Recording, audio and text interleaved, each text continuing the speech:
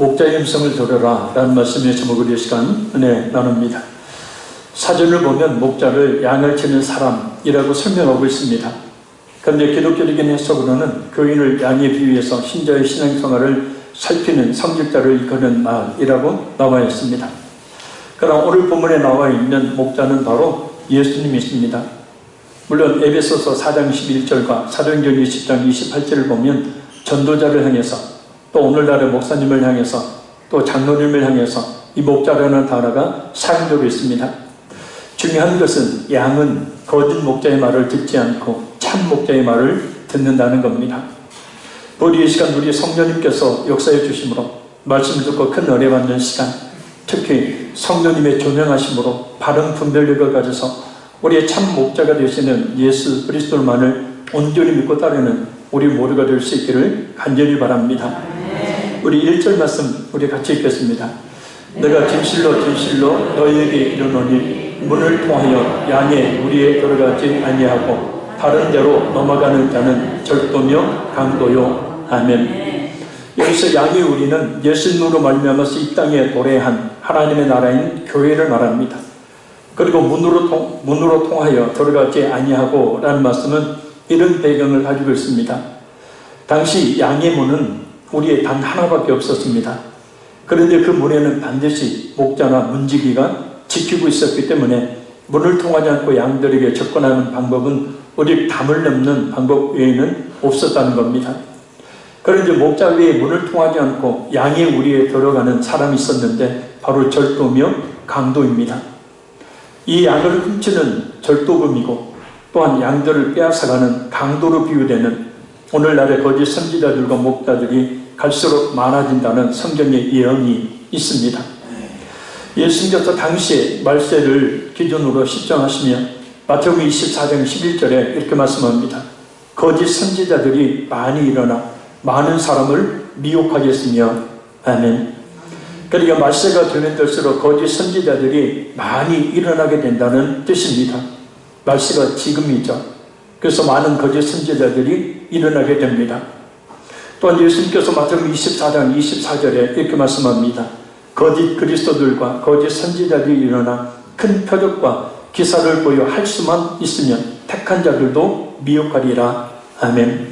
그 거짓 그리스도들과 거짓 선지자들의 유혹의 대상이 누구냐면 바로 택한 성도들이에요. 예수 믿는 성도들을 유혹하려고 한다는 겁니다. 그리고 바울 사도가 그들의 실체에 대해서 데살로니가 후서 2장 9절에서 12절에 이렇게 말씀합니다.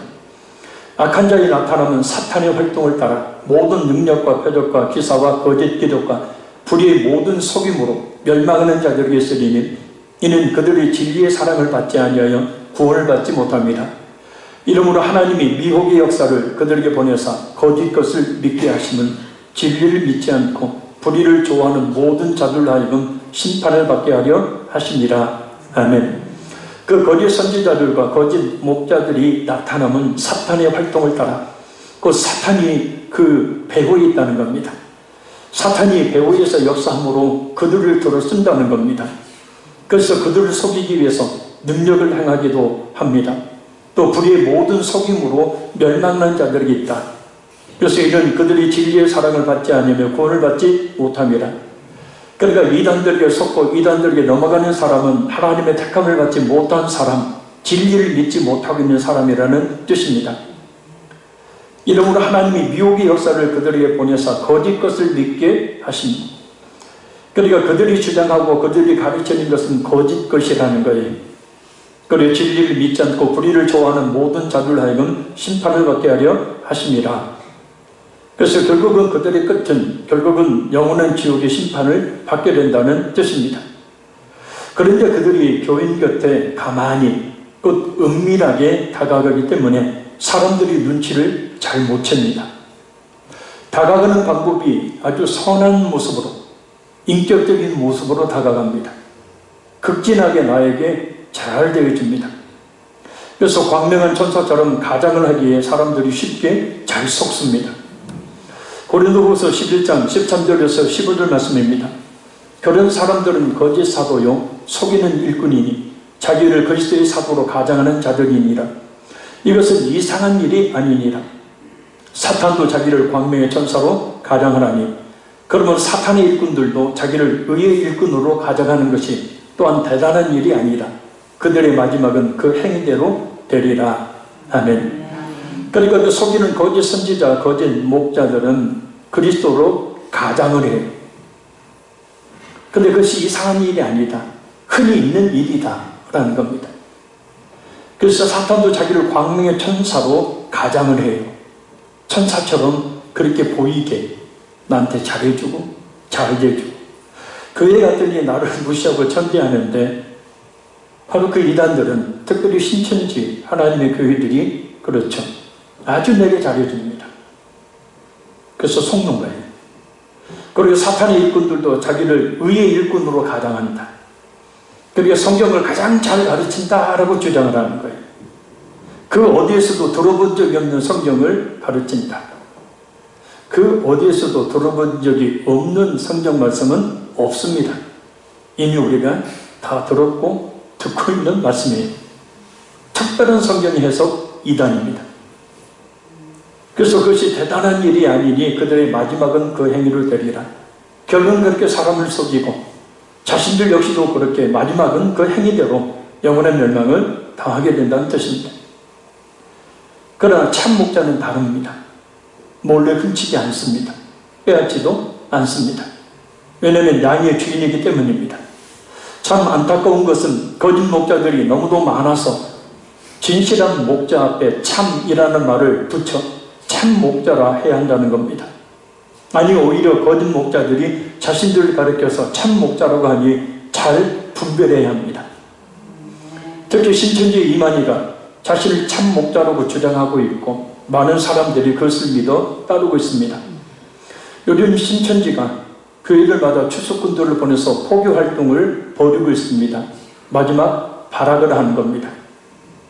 이만희가 나이 고령이라 죽을 날이 얼마 남지 않았죠.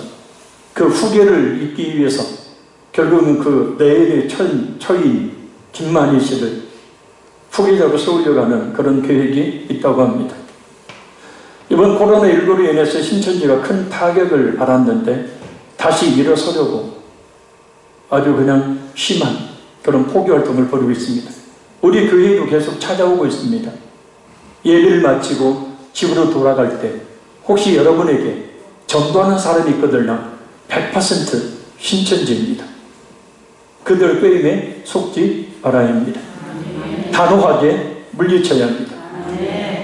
그리고 외부에서 성경 공부하는 것 절대 하지 말아야 합니다. 한 번 빠지면 자신의 영혼을 지옥으로 던져버리는 것이니 절대 외부에서 하는 성경 공부나 집회에 참석하지 말아야 합니다. 설사 바른 성경관을 가지고 있는 목사님이나 선교사, 전도사들이 그렇게 가르친다고 해도 교회가 다르면 영이 달라져 버려요. 영이 달라져 버리면 우리 교회에 와서 설교 들리지 않습니다. 자꾸 비교가 되는 거죠. 그래서 은혜를 못 받고 헷갈리게 되는 거예요. 그러면 참 진리의 말씀을 듣지 못하고 결국은 자기 영혼이 방황을 하게 되어지고 결국은 피폐하게 되어지며 결국은 멸망에 떨어지게 되어집니다. 잊지 마세요. 아멘. 자, 우리 2절 읽겠습니다. 문으로 돌아가는 이는 양의 목자라. 아멘. 여기서 양은 하나님의 택한 자들인 성도들을 의미하고 양의 목자, 또 1절과 7절에 나오는 양우리의 문은 그 양들을 돌보도록 위임받은 자, 곧 예수 그리스도를 가리킵니다. 따라서 양의 주인은 성도 하나님을 가리킨다는 것을 알 수 있습니다. 근데 여기서 한 가지 잘 알아야 될 단어가 있습니다. 바로 목자라는 말이 헬라어로 포이멘이라는 말로 에베소서 4장 11절과 베드로전서 5장 2절을 보면 전도자, 그리고 사도행전 20장 28절을 보면 장로들에게도 사용됐다는 것입니다. 그리고 오늘 교회에서 목자는 목회자들이고 이 목회자들을 돕는 장로들에게도 목자의 사명이 주었다는 사실을 뜻합니다. 그래서 헌법에도 보면 이 장로님들의 가장 중요한 직무 중에 하나가 성도들을 신방하는 거죠. 성도를 살피고 신방해서 목사님에게 보고하고 또 그 능력을 벗어난 경우에는 목사님이 신방을 요청하는 사명이 가장 중요한 직무 중에 하나입니다. 근데 중요한 것은 목자는 양에게 갈 때 담을 넘어가지 않고 문을 열고 들어간다는 겁니다. 그러니 은밀하게 접근해 오는 자들은 영혼을 빼앗아가려는 강도요 도둑입니다. 우리 영혼을 빼앗아가려고 하는 강도요 도둑입니다. 어떻게 해야 돼요? 과감하게 물리쳐야 합니다. 자, 우리 3절 읽겠습니다. 문지기는 그를 위하여 문을 열고 양은 그의 음성을 듣나니 그가 자기 양의 이름을 각각 불러 인도하여 내느니라. 아멘. 목자가 양을 찾았을 때 목자는 자기 양의 이름을 불러 인도하여 냅니다. 이때 문을 열어주는 사람이 있는데 바로 문지기입니다. 일반적으로 작은 목장에서는 목자가 혼자 문을 지켰지만 목장의 규모가 클 때에는 이 목자가 문지기를 고용했습니다. 그럼 오늘 본문에서 말씀하고 있는 문지기는 누구를 가리키는 것입니까? 많은 신학자들이 성령 하나님이라고 말합니다. 왜냐하면 문지기가 문을 열어서 목자와 양을 연결해 주듯이 예수님과 하나님께서 택하신 우리 성도들과 연결해 주는 분이 바로 성령 하나님이시기 때문입니다. 그 누구도 우리를 예수님과 연결해 줄 사람이 없습니다. 오직 성령님만이 우리를 예수님께 연결해 주실 수 있습니다. 성령님은 예수 그리스도의 영이시기 때문입니다. 예수님께서 성도들을 위해서 보내신 위로자, 보호자, 변호자, 친구, 돕는 자, 곧 보혜사이시기 때문입니다. 결정적으로 우리로 하여금 예수님의 십자가의 구속의 은혜를 마음에 믿게 하시고 그 예수를 따르게 하는 분이 성령 하나님이시라는 사실입니다. 주의해야 할 것은 신천지 이만희도 자신을 보혜사라고 그렇게 주장합니다. 처음 신천지 공부를 하게 되어지면 그것을 밝히지 않지만 심화 과정에 들어가게 되어지면 결국은 보혜사라고 떡하니 보혜사 이만희라고 떡하니 써있는 교재를 가지고 공부를 하게 되어집니다. 보혜사는 영이에요. 사람이 아니라고요. 성령 하나님은 우리 눈에 보이는 분이 아니셔요. 할렐루야. 그러니까 그것 하나만 봐도 신천지 이만희가 얼마나 그릇된 거짓 선지자인지 많은 영혼들을 지옥으로 끌고 가려고 하는 자인지를 잘 깨달을 수가 있게 되어집니다.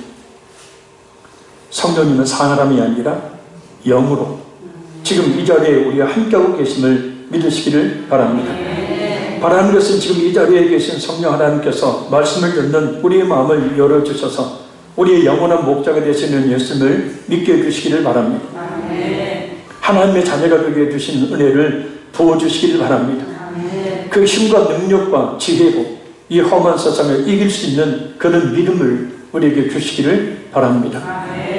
그래서 예수는 요한복음 15장 26절을 통해 성령님이 오시면 예수님에 대해서 증언하신다고 말씀하십니다.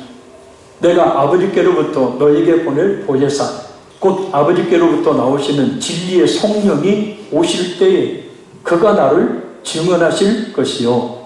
아멘. 우리가 직분자 교육을 오후에 1시 반에 하고 있는데 그 직분자 교육 가운데 이런 말이 있습니다. 하나님이 이 세상을 통치하는데 직접 통치하신다. 직접 통치하시는 방법으로 바로 직분자를 통해서 하신다. 그래서 교회를 하나님께서 세우실 때 또 교회에 하나님의 음성을 들려주실 때에 바로 설교자를 통하여 직접 말씀하신다는 겁니다. 그래서 우리가 지난 시간에도 우리가 들었습니다마는 설교는 그의 교회 안에서 살아있는 하나님의 음성이다. 그러니까 지금 이 시간에도 성령 하나님이 직접적으로 이 설교를 통해서 우리에게 말씀하고 계신다라는 사실입니다. 그리고 성령님은 우리의 영혼에게 하나님의 자녀됨을 증언하시죠. 그래서 로마서 8장 16절 말씀입니다. 성령이 친히 우리의 영과 더불어 우리가 하나님의 자녀인 것을 증언하시나니. 아멘. 따라합니다. 나는 하나님의 자녀이다. 왜 잊어먹어요 그런데? 왜 그것을 잊어요? 아무리 코로나19로 힘든 세상이라 할지라도, 아무리 어려운 세상이라 할지라도 우리 아버지가, 내 아버지가 누군데? 아멘? 아니, 세상 속에서도 부모가 부자고 부모가 큰 힘과 권력을 가지고 있는 부모가 있으면 든든한 백이 되잖아요. 그 아버지가 해 주실 것을 믿어야 돼요. 아멘? 우리 아버지가 하나님이에요. 그것을 잊지 마시길 바랍니다. 그가 한 가지만 잊지 않고 살아도 얼마든지 풍성한 소망을 가지고 살아갈 수가 있게 되어집니다. 성령님을 통하지 않고는 예수님을 알 수도 또 믿을 수 없습니다. 하나님의 자녀가 될 수도 없습니다. 그런데 이 시간 다시 간절히 바라고 원하는 것은 이 자리에 인재 계신 우리 성령님께서 오늘 본문 말씀을 통하여 우리에게 우리의 영원한 목자 되신 예수 그리스도를 온전히 믿을 수 있는 믿음을 주시기를 바랍니다. 무엇보다 우리 예수님의 우리를 향한 음성을 이 설교를 통해 들을 수 있는 귀를 열어주시기를 간절히 소원합니다. 그러니 설교를 잘 들어야 합니다. 왜냐하면 오늘 본문을 보면 분명 양은 그의 음성을 듣나니 라는 말씀처럼 예수님의 음성을, 그 말씀을 듣기 때문입니다. 왜 들을까요? 그것은 양들은 목자의 음성을 기억하고 있고 그 음성에만 귀를 기울이고 따르기 때문입니다. 오랜 세월 동안 팔레스타인 지방에서 선교사로 일했던 야고 부부라는 선교사 부부가 있었습니다. 어느 날 브엘세바 지역을 방문하고 있던 이 야고 선교사는 길 옆에 앉아있는 한 무리의 목동들과 마주치게 되었습니다. 그들의 양들은 돌투성인 언덕에서 섞여서 풀을 뜯고 있었습니다. 야고 선교사가 목동들에게 물었습니다. 아니, 양들이 저렇게 섞여 있는데 당신들은 어떻게 당신들의 양떼를 구별하게 냅니까? 그러자 한 양치기가 아주 낮은 목소리로 양떼들에게 보내는 자신만의 고유의 신호를 들려주었습니다. 이를 들었던 이 야고 선교사도 그 양치기 소리를 아주 정확하게 흉내를 내고, 그렇게 한두 번 연습한 후에 야고 선교사는 양치기의 외투를 빌려 입고 양치기가 들고 있던 지팡이를 빌려 들고 풀을 뜨고 있는 그런 양떼 사이를 지나면서 양들에게 그 목자가 보내는 그 신호를, 그 음성을 되풀이해서 들려주었습니다. 그러나 이 가짜 양치기의 신호에 머리를 쳐들고 반응하는 양은 한 마리도 없었다고 합니다. 이번엔 진짜 양치기가 외투나 지팡이를 전혀 갖지 않고 선교사가 했던 것과 똑같은 신호를 보냈습니다. 그런데 신기한 일이 벌어졌습니다. 진짜 양치기 신호를 들은 양들이 그 즉시 풀 속에 파묻었던 고개를 쳐들고 재빨리 자기 주인에게로 몰려들었다고 합니다. 목동들의 말에 의하면 자기 주인의 신호를 듣지 못하고 가짜 양치기의 신호를 쫓아가는 것은 오직 병든 양뿐이라는 겁니다. 건강한 신앙을 가진 성도는 그래서 말씀을 잘 듣는다는 뜻이기도 합니다. 그래서 예수님의 인도함을 잘 받습니다. 그래서 뭐라고 말씀합니까? 우리 4절 읽겠습니다. 자기 양을 다 내어 본 후에 앞서가면 양들이 그의 음성을 아는 거로 따라오되. 아멘. 팔레스타인 지방에서는 때때로 여러 목자의 양들이 한 우리에 있는 경우들이 있는데, 이때 날이 새면 목자들이 각자 자기 양들을 우리 밖으로 나오도록 양의 이름을 부른다고 합니다. 목자는 양의 특성을 따라 이름을 지어주고 그 이름을 불러서 양들을 모은다고 해요. 그래서 예수님께서도 시몬을 베드로로, 야고보와 요한을 보아너리라고 그렇게 이름을 붙여주셨던 겁니다. 그렇듯이 이 시간 우리 이름을 부르고 계시는 예수님의 분명한 음성이 들리기를 바랍니다. 근데 이름을 불러도 나오기 싫어서, 잠에 취해서 나오기 싫어하는 양들이 있다고 합니다. 그때는 목자가 어떻게 하냐면 억지로 끌어낸다는 거예요. 그것이 바로 오늘 본문에 내어놓음이라는 말의 의미입니다. 이 말은 강제로 몰아내다라는 뜻이에요. 억지로라도 양을 인도해가는 목자의 모습을 볼 수 있습니다. 왜냐하면 그래야 살기 때문이에요. 우리는 어떤가요? 그 음성을 듣고 즉시 순종하며 따르는 그런 양인가요? 아니면 들리는 대로 따르지 않고 있는 그런 양인가요? 때로 이래라 저래라 하는 설교가 듣기 싫을 때가 있죠. 마음에 심히 부담을 주는 설교 듣기 싫을 때 있습니다. 듣기가 싫어서 또 잠에 취해서 영적으로 병이 들어서 설교를 듣지 못할 때도 있을 겁니다. 저도 영적으로 하나님의 치유의 회복의 은혜를 입기 전에 교회에 나와서 1년간 제일 뒷자리에 앉아서 1년간 설교 시작하면 고개 숙이고 잤습니다.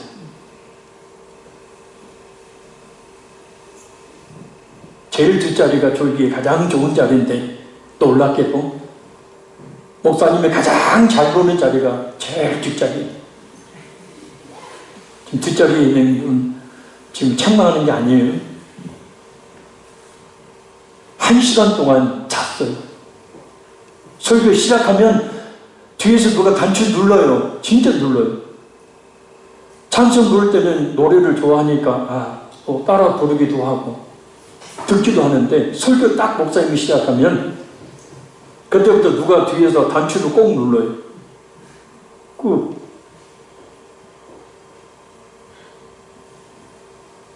여기 설교 끝날 때까지 있고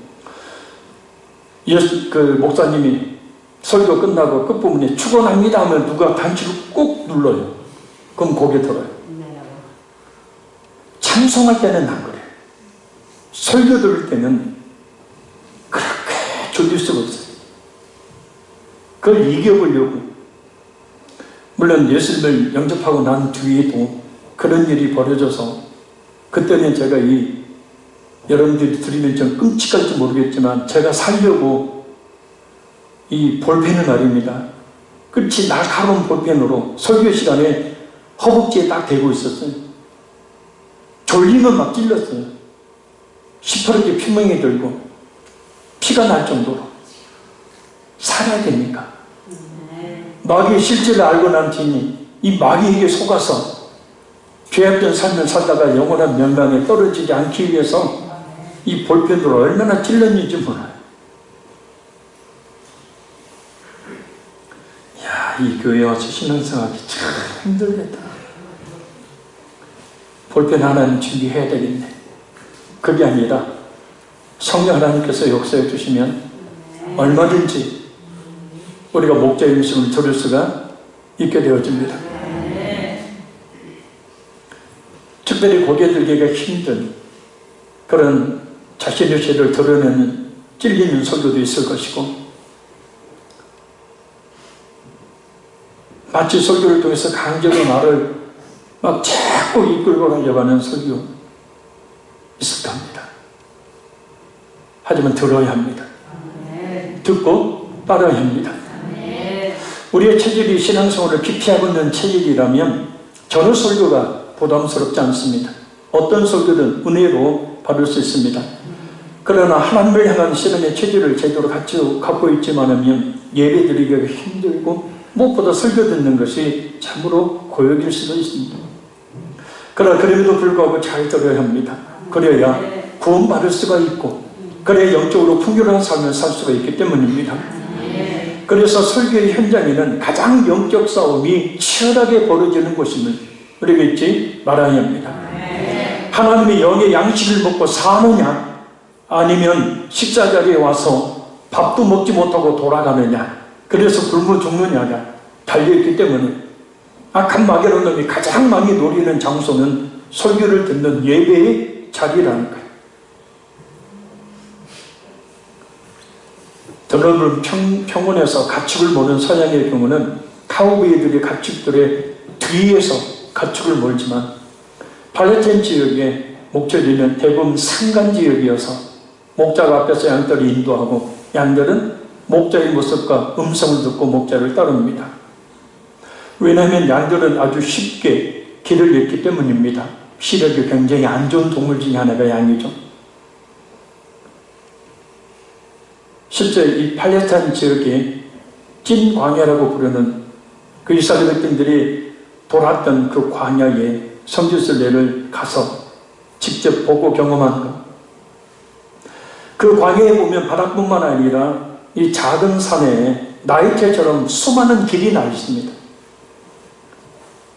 그 길의 폭은 한 30-40cm 정도밖에 되지 않아요. 성경에서 예수님이 좁은 길로 가라 라고 하신 말씀에 좁은 길이 바로 이 길이에요.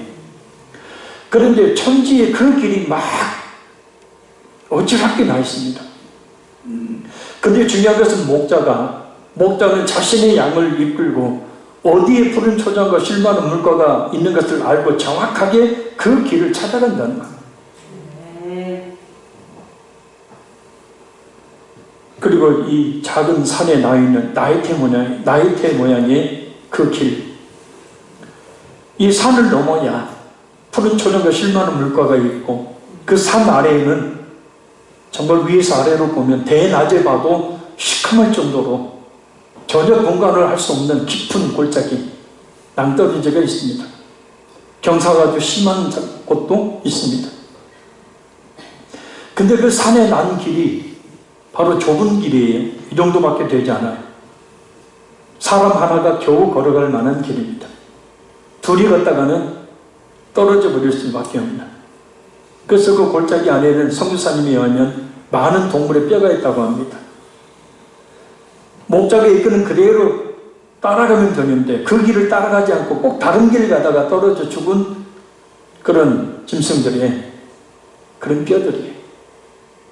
또 거기에 떨어지게 되어지면 그 안에 기다리고 있던 그런 맹수들이 잡아먹게 되죠.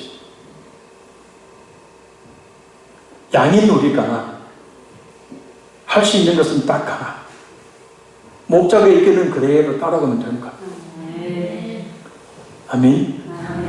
목자에서 예수님은 우리에게 주신 그 말씀을 목자의 음성으로 듣고 그 말씀을 그대로 따라가기만 하면 푸른 초장과 쉴만한 물가로 인도함을 받게 된다는 거예요. 그래서 말씀을 잘 듣는 것으로부터 시작됩니다. 그리고 예수님께서 예수님을 대신해서 목자의 직책을 위임해 주신 작은 목자인 교육자들을 잘 따라야 합니다. 그런 푸른 초장과 쉴만한 물가로 인도함을 받습니다. 곧 풍요로운 삶을 살 수가 있게 된다는 거예요. 그러니까 우리가 이 힘든 그런 경제적으로 힘든 어려운 상황 속에서 살고 있으면서 진짜 우리 목자가 되신 예수님의 음성 듣고 그 말씀에 순종하기만 힘쓰면 얼마든지 하나님이 예비하고 계신 푸른 초장과 쉴만한 물가로 가는 풍성한 풍요로운 삶을 살 수가 있게 된다는 거예요. 근데 그 길을 따라가지 않으려고 하고 다른 길로 갈 때 바로 문제가 생기는 것이고 아무리 그렇게 해도 푸른 풀밭과 쉴만한 물가가 눈앞에 보이지 않게 되는 겁니다. 자기 목자의 음성을 듣지 않는 양이 다른 목자의 음성을 듣습니다. 왜요? 자기 목자의 음성인 줄 알고 결국 잘못된 길에 들어서 멸망의 낭떠러지로 떨어지고 맙니다. 그런 일이 결코 있어서는 안 됩니다. 지금 잊지 마십시오. 지금 이 시대는 알곡과 가라지를 양과 염소를 구분하고 계시는 시대라는 것. 진정한 믿음을 가진 그런 양들은 그래서 목자의 음성만 듣고 따라가지만 진실하지 못한 자들은 결국은 거짓 선지자나 거짓 그리스도의 말을 듣고 쫓아가게 된다는 거예요. 확연히 구분이 되는 시대가 바로 지금 우리가 살고 있는 이 시대입니다. 우리가 누구의 음성을 들어야 할까요? 우리 5절 읽겠습니다. 타인의 음성은 알지 못하는 거로 타인을 따르지 아니하고 도리어 도망하느니라. 아멘. 여기서 타인은 강도, 절도, 곧 12절에 싹군 목자를 말합니다. 양은 참 목자의 음성을 알기 때문에 다른 목자의 음성을 듣고 따르지 않습니다. 참 성도는 예수 그리스도의 진리의 말씀을 듣고 분별하기 때문에 이단과 사이비 그리고 잘못된 신앙을 가르치는 그런 거짓 목자들을 따르지 않는다는 겁니다. 그런 거짓 목자가 유혹하면 따르지 않고 도리어 그 거짓 목자에게서 뭐 한다고요? 도망하느니라. NIV 영어 성경에 보면 타인의 음성은 알지 못하는 거로 라는 말씀을 이렇게 말합니다. They do not recognize a stranger's voice. 직역하면 양들은 모르는 사람, 낯선 사람의 목소리를 인정하지 않는다라는 뜻이에요. 예수님 외에 어떤 사람이 와서 자신이 구원자라 한다 해도 예수님의 양은 그것을 받아들이지 않는다는 겁니다. 오히려 그런 거짓 목자에게서 도망치게 되는 겁니다. 그 거짓 선지자, 거짓 교육자를 따르지 않게 되는 겁니다. 예수님만이 하나님이십니다. 예수님만이 우리의 유일한 구원자이십니다. 예수님만이 우리의 유일한 참 목자가 되십니다. 예수님만이 우리를 쉴만한 물가와 푸른 초장으로 풍요로운 영적 육적 삶으로 인도해 주실 유일한 목자이십니다. 우리는 말씀을 통해 예수님만을 잘 믿고 따라야 합니다. 우리 마지막 6절 읽겠습니다. 예수께서 이 비유로 그들에게 말씀하셨으나 그들은 그가 하신 말씀이 무엇인지 알지 못하니라. 아멘. 예수님께서 이렇게 비유로 말씀하시는 이유는 하나님의 비밀을 들어서 이해하며 받아들이는 사람 외에는 그 말씀을 알지 못하게 하려는 이유 때문입니다. 곧 제자들과 예수님 믿는 사람들은 이 말씀의 의미가 무엇인지를 깨닫지만 예수님을 대적했던 바리새인들을 포함한 유대 무리들은 깨닫지 못하게 된다는 뜻입니다. 비유를 한 말은 헬라어로 파라볼레라는 말입니다. 이 파라라는 말과 볼레라는 말의 합성어입니다. 이 파라라는 말은 옆에라는 뜻이고 볼레라는 말은 옆에 던져 놓다라는 의미예요. 그러니까 어떤 사물의 옆에 나란히 던져 놓음으로 서로 비교하기 위해서 그 의미를 깨닫게 함이라는 의미를 가지고 있습니다. 비유. 곧 비유의 목적은 감추는 것이 목적이 아니라 알게 하는 것이 목적입니다. 그래서 예수님을 대적하는 근본적으로 하나님의 택하심을 받지 못한 신천지 이만희와 같은 이단들은 깨닫지를 못하게 되는 거예요. 신전주에서 비유풀이라는 것을 하는데 자신들을 가리켜 하신 말씀임을 그들은 모릅니다. 자신들이 깨닫고 정통교회 성도들은 깨닫지 못하는 영적 소경들이다 라고 그렇게 이야기를 하죠. 반대인데요. 왜냐하면 그 비유라는 것을 신천지 이만희가 전혀 이해하지 못하고 가르치고 있기 때문입니다. 앞으로 주보에 믿음의 이 샘물란에 신천지 이만희의 신천지의 교리를 비교되어 주어서 뭐가 틀린지 뭐가 옳은 것인지를 게재를 앞으로 계속 할 예정입니다. 요한계시록을 오후에 강의하면서 신천지에 대해서 아주 파헤쳤었는데 신천지에 대해서 요새 주춤했더니 아예 그냥 우리 교회까지도 신천지가 들어오고 신천지가 희한한 짓들을 하고 있습니다. 우리가 예수님이 누구인지를 깨달아 알게 된 것. 그리고 예수님이 십자가에 못 박혀 죽으신 이유가 나의 과거, 현재, 미래의 모든 죄 때문임을 깨닫게 되는 것. 또한 예수님이 우리의 영원한 생명을 위해 3일 만에 부활하신 것을 믿게 된 것. 우리가 예수님의 믿음으로 모든 죄를 사함받고 영원한 생명을 얻었으며 또한 하나님의 자녀가 된 것을 믿는 것. 이 모든 것은 바로 감추었던 하나님의 말씀을 깨달아 알았기 때문이고 성령 하나님의 역사하심이 있었기 때문이라는 겁니다. 그러나 여전히 똑같은 자리에서 똑같은 말씀을 들어도 깨닫지를 못하는 사람이 있습니다.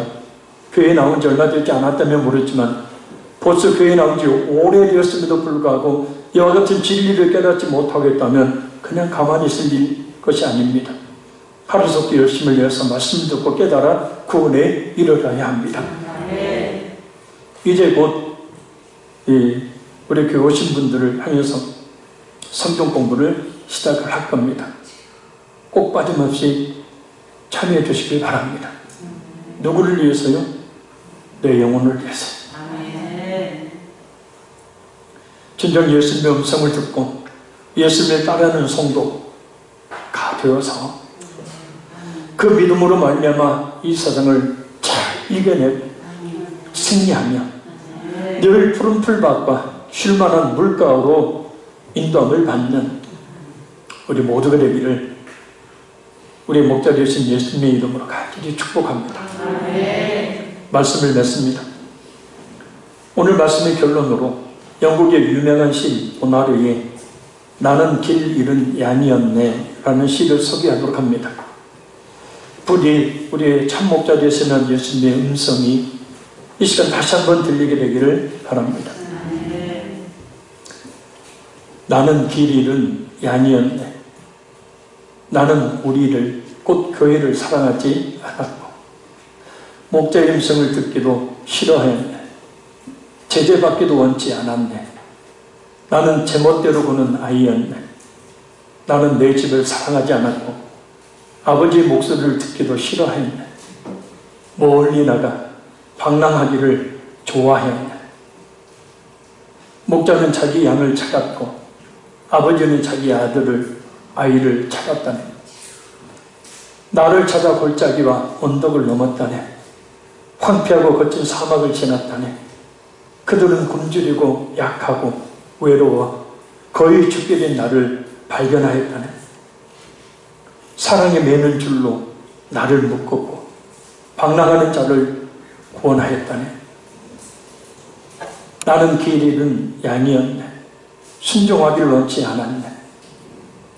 그러나 이제 나는 목자의 음성을 사랑한다네. 우리를 사랑하고 또 사랑한다네. 나는 제멋대로 구는 아이였네. 한때 방랑하기를 좋아했었다네. 그러나 이제 아는 내 아버지의 목소리를 사랑한다네. 그의 집을 사랑하고 또 사랑한다네. 기도하겠습니다.